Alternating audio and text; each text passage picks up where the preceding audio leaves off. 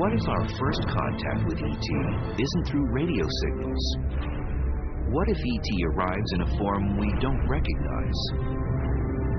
The first alien delegation could reach Earth in the form of machines, so tiny human beings cannot detect them with the naked eye. Step forward. You speak English? We speak every language. Since the 1950s, at least, science fiction films have consistently depicted potential alien beings as human-like. Homo sapiens, slaves. One particular alien form has been widely popularized in recent decades. UFO enthusiasts believe the U.S. military recovered bodies from crashed alien spacecraft in the 1950s. These alleged extraterrestrials are essentially frail miniature humans with oversized heads.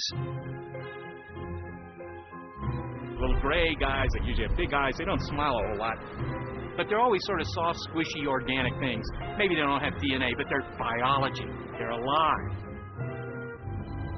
It's an easy anatomical form for human beings to comprehend and accept. Is that what ET would really be like? Maybe. I mean, you know, it's a good guess. That's what we're like. But on the other hand, I think that within 100 years, we may invent thinking machines. And if we can do that, if we ever do that, the aliens might have done that a long time ago.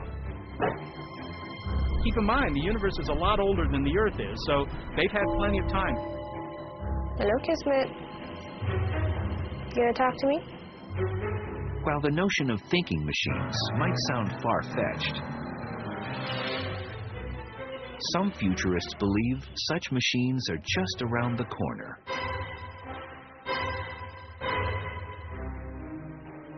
We're shrinking the size of transistors on an integrated circuit. So every 2 years we can put twice as many on a chip, and they run faster because they're smaller. And this has been true now for decades. I can carry in my pocket today a computer that's thousands of times more powerful than the computer that all of us thousands of students and professors shared when I came to MIT in the 1960s.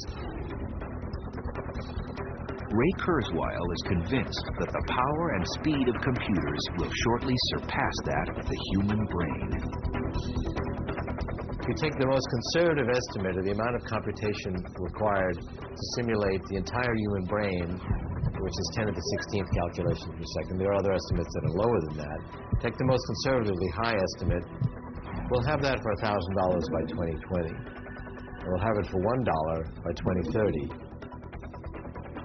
We'll have that in a supercomputer, actually, within a few years. Kurzweil predicts that in the near future, tiny supercomputers will be integrated into the human body to bolster some of its weaknesses. We've already started. I mean, there are people walking around that have computers in their brains that have replaced a portion of their brain, like Parkinson's patients. And already these devices actually can download new software. So you can download new software to the computer in your brain from outside the patient. This is today. It doesn't stop there. As technology marches forward, microscopic computer-driven machines called nanobots will be capable of performing a wide variety of maintenance tasks within the human body. And we're ultimately going to be able to send these devices through the bloodstream, and we'll have billions of these blood cell-sized computers and little robots inside our bloodstream. They'll keep us healthy, and they'll be interacting with our biological neurons. So we got to about 2030, the common man and woman will be part biological and part non-biological. But perhaps Kurzweil's most radical prediction is that computers will ultimately allow human beings to transcend their biology, shed their bodies altogether. Computers will scan the neurological functions of a person's brain and upload the individual's knowledge, experience, and personality to a storage device.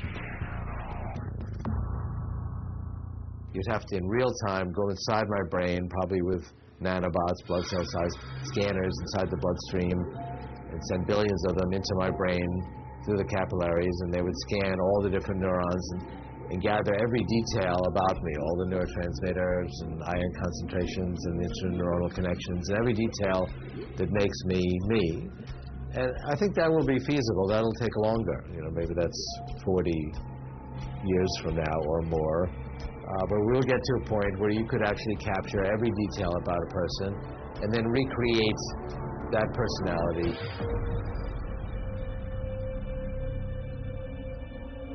The implications are, of course, staggering. Chief among them is the possibility of immortality.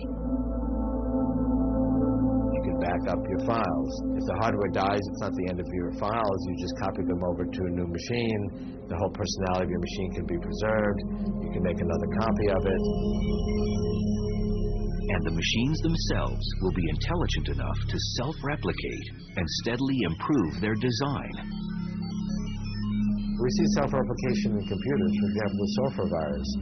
That's an entity, it's not physical, it's just a piece of software, but it's actually able to copy itself. So someone can put out one software virus and it's busy copying itself and then moving through the internet, and pretty soon it can be on 1 billion computers.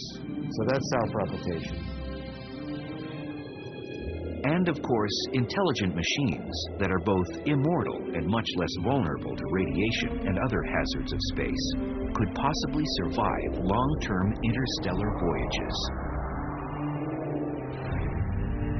It's an argument that leads Ray Kurzweil and other futurists to believe that our first alien encounter will more likely be with intelligent machines than biological creatures.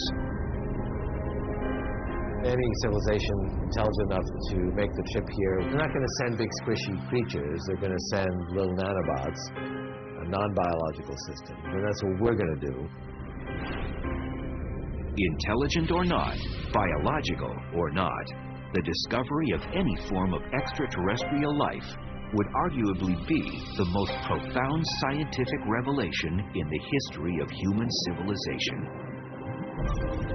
Some would even argue it could have a profoundly positive influence on human interaction.